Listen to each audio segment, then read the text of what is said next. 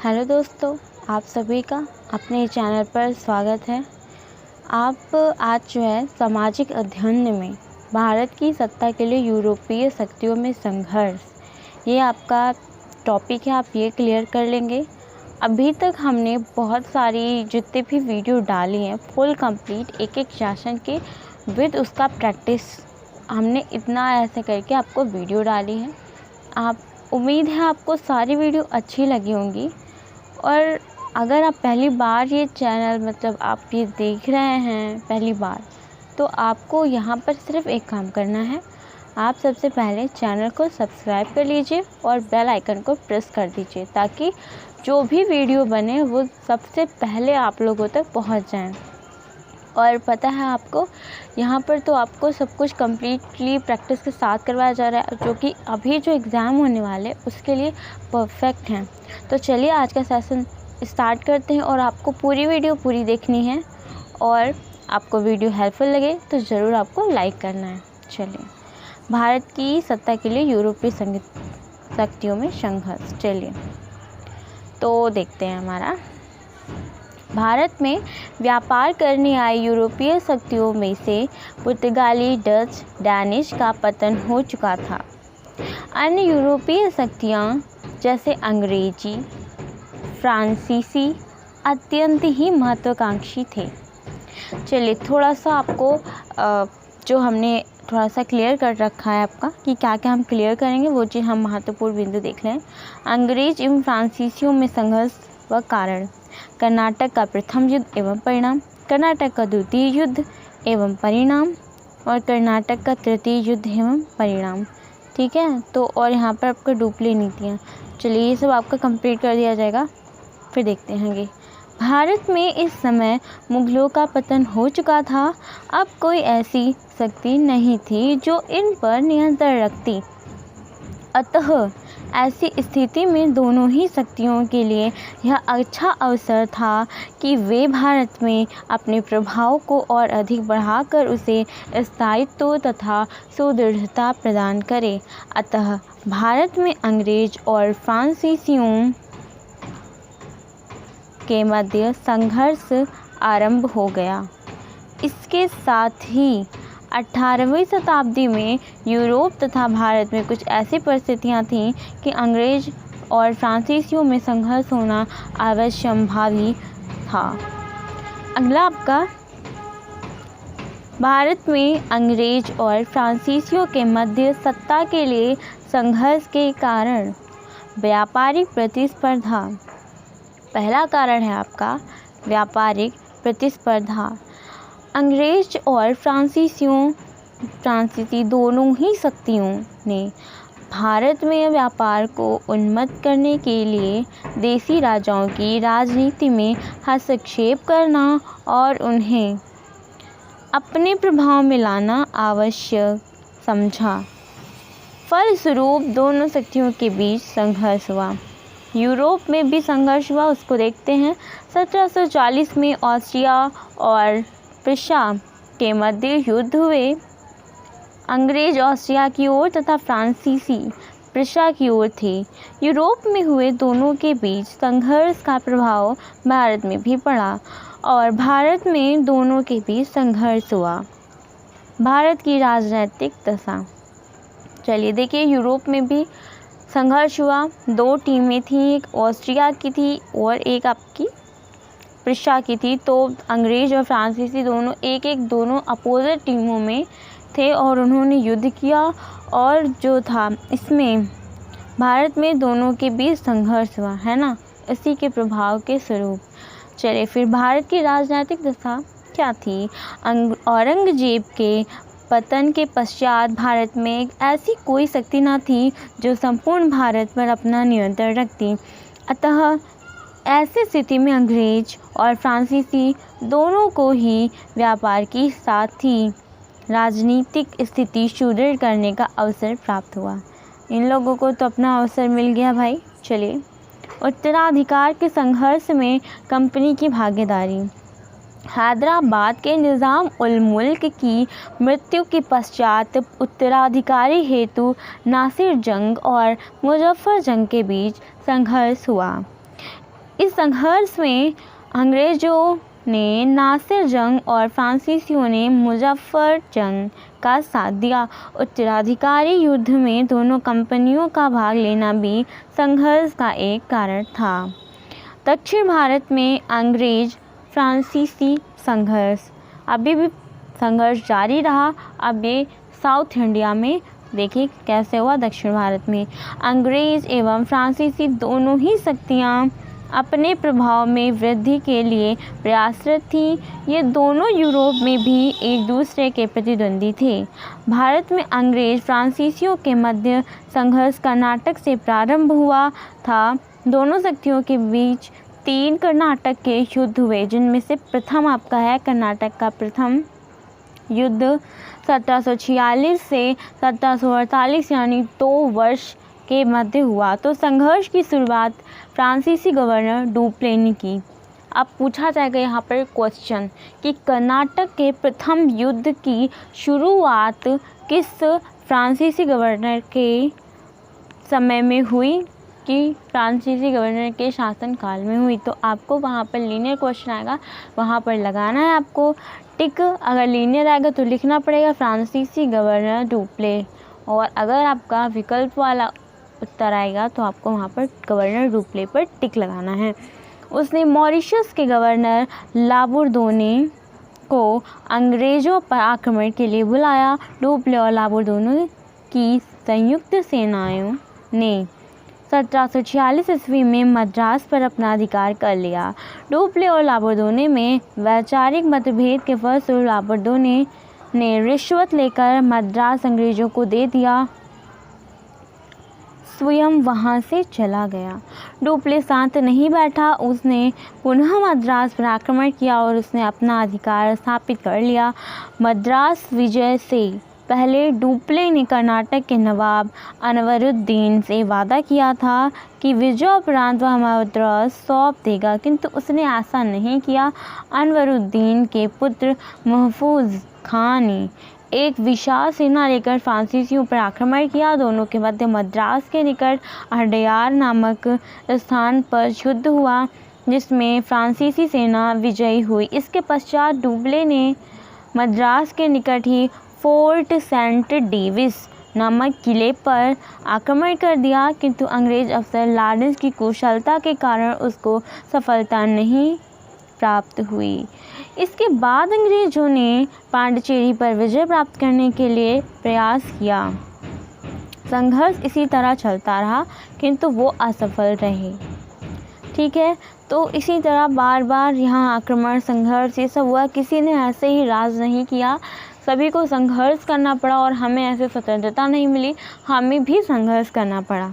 चलिए, अंग्रेज और फ्रांसीसी जब भारत में संघर्षरत थे, तभी 1748 ईस्वी में यूरोप में दोनों देश के बीच एक्स-ला-चैपल की संधि हो गई। यूरोप में दोनों देशों के बीच युद्ध समाप्त हो गया।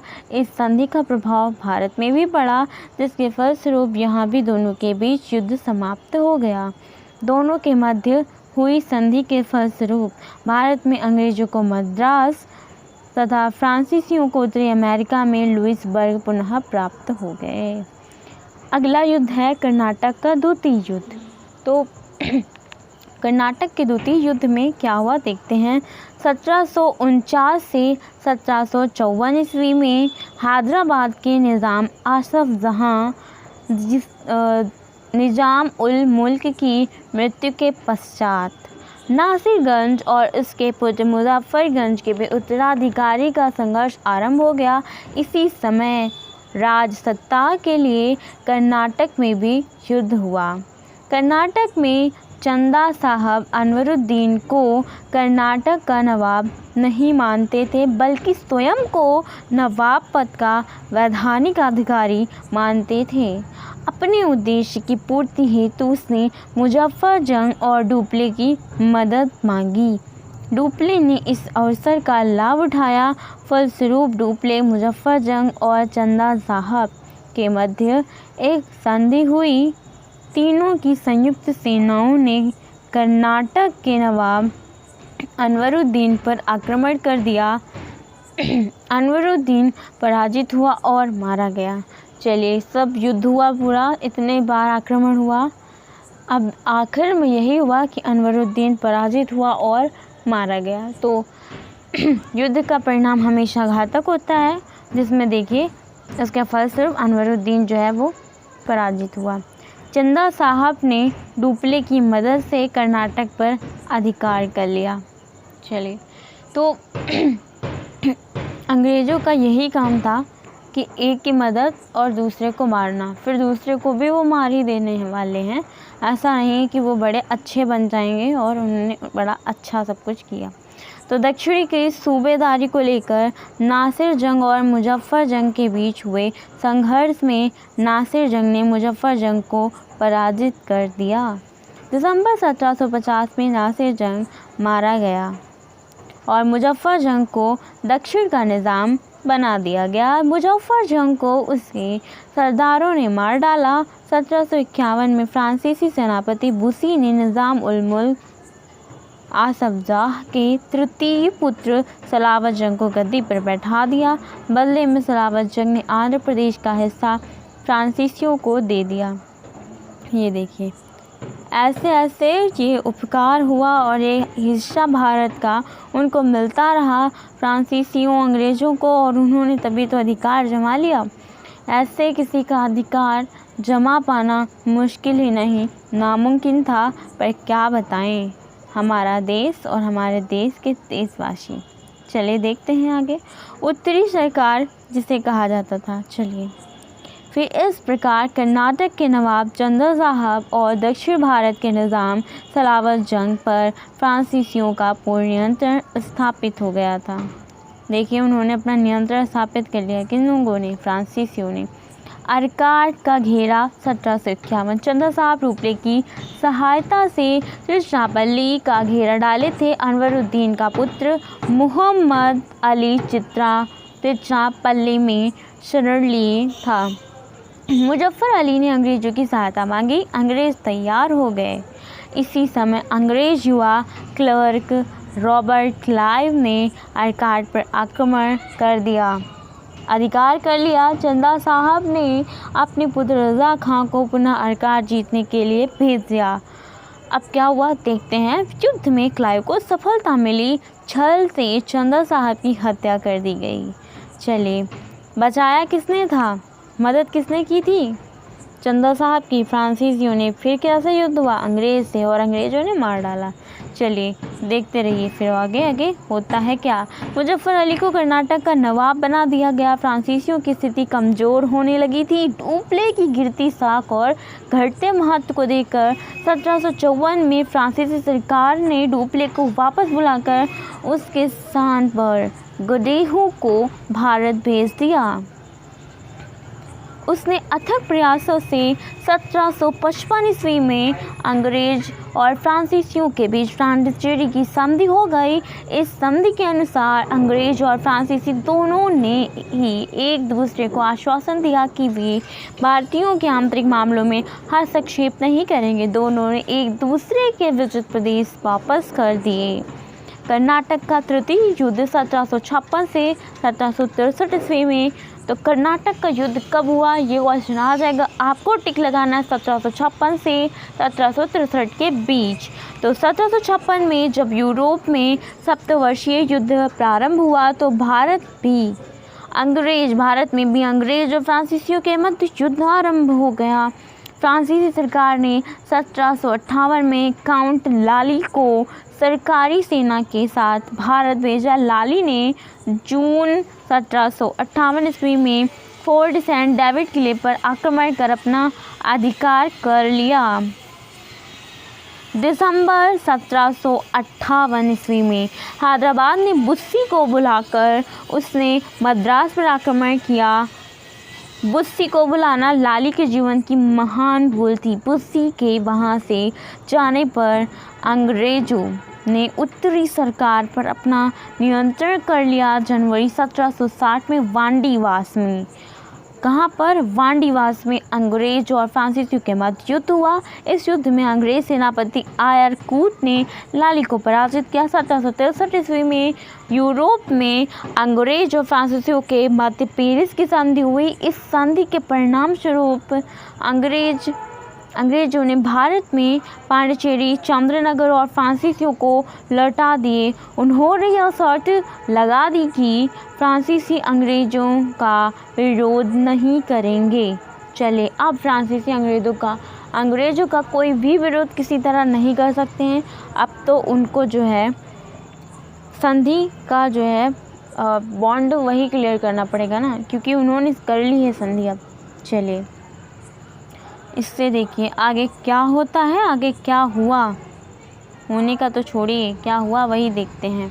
उपयुक्त चर्चा से हमें स्पष्ट हुआ कि अंग्रेज और फ्रांसीसियों के मध्य युद्ध संघर्ष अंततः सफलता अंग्रेजों को मिल गई। चलिए, फ्रांसीसियों का भारत में अपना राज्य स्थापित करने का स्वप्न ही रह गया। अब क्या होता है, अंग्रेज के लिए मार्ग प्रशस्त हो गया। तो जोसेफ फ्रांसिस डुप्ले, भारत आने वाले फ्रांसीसी गवर्नरों में जोसेफ फ्रांसिस डुप्ले सर्वाधिक श्रेष्ठ एवं योग्य था। फ्रांसीसी कंपनियों में कार्य करते हुए वह अपनी कुशाग्र बुद्धि योग्यता के बल पर उन्नति करता चला गया। 1742 ईस्वी में उसे पांडिचेरी का गवर्नर तथा भारत में फ्रांसीसी बस्तियों का गवर्नर जनरल नियुक्त किया गया। उसने कार्यकाल में पांडिचेरी को एक सुंदर और व्यापार नगर बनाने का प्रयत्न किया। तो इन्होंने ये काम किया। तो डुप्ले की भारत नीति क्या थी उसके बारे में थोड़ा सा विचार करते हैं। भारत में फ्रांसीसी गवर्नरों में डुप्ले का सर्वप्रमुख स्थान है, आज भी है। ओके, तो चलिए आगे देखते हैं। भारत में उसकी नीति अन्य फ्रांसीसी गवर्नरों से भिन्न थी। उसने भारत में फ्रांसीसी साम्राज्य स्थापित करने के लिए जो प्रयत्न किए उससे अंग्रेज भी भयभीत हो गए थे। उसने भारतीय सरकारों यानी भारतीय राज्यों की राजनीतिक एवं सैनिक दुर्बलताओं का अंदाजा लगा लिया था और भारतीय मामलों में हस्तक्षेप कर वहां फ्रांसीसी प्रभुत्व स्थापित करने का प्रयत्न किया। डुप्ले की राजनीति को व्यापार से ज़्यादा प्रमुख समझा। यद्यपि डुप्ले अपने उद्देश्यों में सफल ना हो सका, किंतु उसके विचार दृढ़ थे, उसके लक्ष्य स्पष्ट थे तथा उसकी कूटनीति उच्च कोटि की थी। उसने भारतीयों को यूरोपियन तरीकों से सैनिक शिक्षा दी। भारतीय नरेशों की राजनीति में उसने साहसपूर्वक हस्तक्षेप किया तथा अंग्रेजों को भारत से निकालने का हर संभव प्रयास किया। देखिए, अभी कोई है विपरीत विपक्षी पक्ष, तो विपक्षी पक्ष अपना पक्ष को अपना पक्ष यानी सही मानता है, तो वो उसी को सच मानकर उसी पर चलता है। तो इसी तरह इसने भी ऐसा काम किया और उसने अपनी तरह सैन्य प्रशिक्षा दी भारत में और उसका विचार दृढ़ था। आप भी अपना विचार दृढ़ कर लेंगे ना, तो आपको हराने वाला कोई पैदा नहीं हुआ है कि हरा ले। बस मतलब सिर्फ आपको करना कि अपने हौसले को बुलंद रखना है, अपने आप पर विश्वास जगाना। आप बहुत कुछ कर सकते हैं, आप सब कुछ कर सकते हैं। आप ये मत सोचिए कि हम नहीं कर सकते।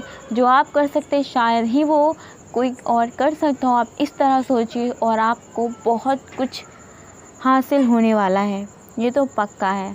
तो कुछ तो अपने इतिहास के पन्नों से सीख लीजिए, क्योंकि हम जो दूसरों से सीख लेते हैं इसमें हमारी बहुत बड़ी फ़ायदा भी होती है और ये चतुराई है, इसको सीखिए। चलिए फिर आगे बढ़ते हैं अपने पॉइंट्स में।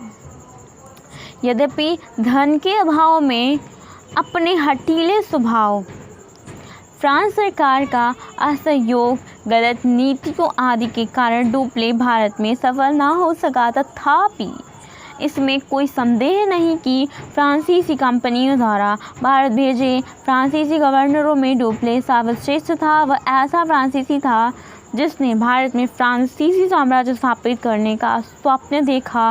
कर्नाटक में डुप्ले असफल रहा क्योंकि चंदा साहब ने उसके अनुसार कार्य नहीं किया। डुप्ले का यह भी दुर्भाग्य था कि वो अपने से अधिक चतुर कूटनीतिज्ञ सैनिक क्लाइव से टक्कर लेनी पड़ी।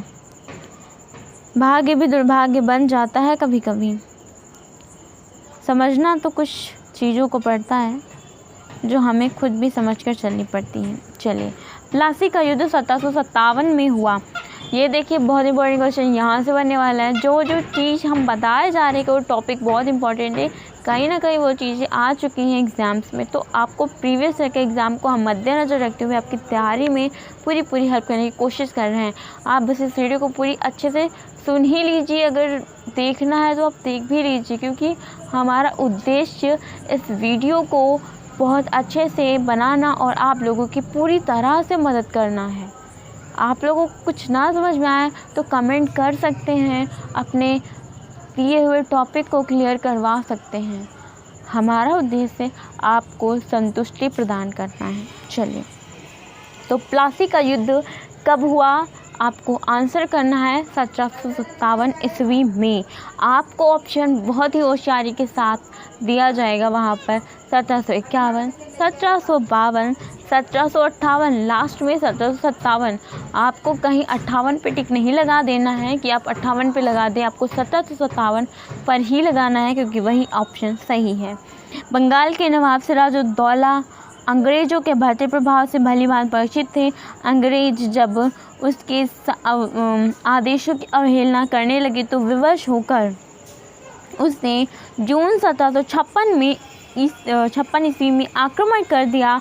आक्रमण इतना तीव्र था कि अंग्रेज भयभीत हो गए, अतः उन्होंने आत्मसमर्पण कर दिया। सिराजुद्दौला को सबक सिखाने के लिए अंग्रेज़ों ने मद्रास से क्लाइव के नेतृत्व में एक शक्तिशाली सेना कलकत्ता भेजी। 2 जनवरी 1757 को क्लाइव ने कलकत्ता पर पुनः अधिकार कर लिया। 9 फरवरी 1757 ईस्वी को सिराजुद्दौला ने अंग्रेज़ों से अली नगर की संधि की।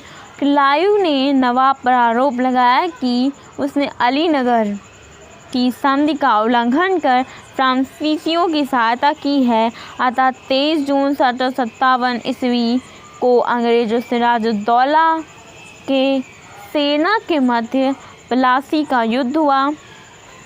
और उस युद्ध में क्या हुआ, युद्ध में सिराजुद्दौला भाग गया, उससे पकड़कर मुर्शिदाबाद भेज दिया गया। वहाँ पर मीर जाफ़र यानी कि सिराजुद्दौला के सेनापति के पुत्र मरिन ने मोहम्मद बेग के द्वारा उसका वध करवा दिया। देखिए, था उसी का सेनापति का पुत्र, पर उसने क्या किया, उसका वध करवा दिया। क्लाइव ने मीर जाफ़र को बंगाल और बिहार तथा उड़ीसा का नवाब घोषित कर दिया। इस युद्ध में सफलता प्राप्त करने के पश्चात अंग्रेज़ों की भारत की राजनीति पर भी पकड़ मजबूत होने लगी। उन्होंने नवाबों को अपने हाथ की कठपुतली बना लिया। वे जिसे चाहते नवाब बना देते और जिसे चाहते नवाबी से हटा देते थे। इससे तो एक बात सिद्ध होती है कि देखिए, अगर आपके घर का मामला है या अपने देश का मामला है तो किसी दूसरे देश वाले को कोई हक नहीं बनता कि आपके देश में इंटरफेयर करे। देखिए, यहाँ पर यही हो रहा है। दूसरे देशवासी, दूसरे देश के लोग आ रहे हैं, यूरोप के लोग आ रहे हैं और भारत में घुसते जा रहे हैं। और फिर एक दिन ऐसा आता है इतिहास के पन्ने पर कि वो लोग अब भारत की जो दुर्दशा है उसको दुर्दशा और बना देते हैं, और भारत की जो दशा है वो छिन्न विच्छिन्न हो जाती है और अपना कब्जा वो लोग कर लेते हैं। तो देखिए, ऐसा हुआ है हमारे इतिहास में, इतिहास गवाह है इस बात का। चलिए, तो आपने यहाँ पर बहुत कुछ सीखा, बहुत कुछ समझा। उम्मीद है आज का सेशन आपको काफ़ी मज़ेदार लगा। चलिए, थोड़ा सा और पढ़ लेते हैं। अभी हमारे पास पढ़ना ही पढ़ना है हमें, और हम पढ़ते ही रहेंगे इसी तरह। तो प्लासी के युद्ध का परिणाम भी देख लेते हैं। प्लासी युद्ध में विजय से अंग्रेज़ों का बंगाल पर पूर्ण रूप से अधिकार हो गया। बंगाल का नव नियुक्त नवाब मीर जाफ़र अंग्रेज़ों के हाथ की कठपुतली मारी था। कैसे ना रहे, अंग्रेज़ जब चाहें तब बनाए, जब चाहें तब हटाएं, तो कठपुतली तो बनना ही पड़ेगा। इस युद्ध में इस युद्ध से कंपनी को बंगाल में कर मुक्त व्यापार का एकाधिकार प्राप्त हो गया। अब तो कंपनी को कोई टैक्स भी नहीं देना पड़ता है। चलिए, कंपनी को कलकत्ता में टकसाल खोलने की अनुमति मिल गई। साथ ही कलकत्ता के निकट 24 परगनों की ज़मींदारी प्राप्त हुई। प्लासी युद्ध की विजय ने अंग्रेज़ों के बीच भारत के शेष भागों में साम्राज्य विस्तार का मार्ग प्रशस्त कर दिया। इस युद्ध से कंपनी की प्रतीक्षा में इतनी अत्यधिक वृद्धि हुई कि कंपनी भारत शासकों का निर्माण व विनाश कर सकती थी। देखिए, इन्होंने तो अपनी ताकतें बढ़ा ली। फिर आगे देखते हैं। इस युद्ध के पश्चात कंपनी और कंपनी के अधिकारी अब बंगाल के शोषण में संलग्न हो गए।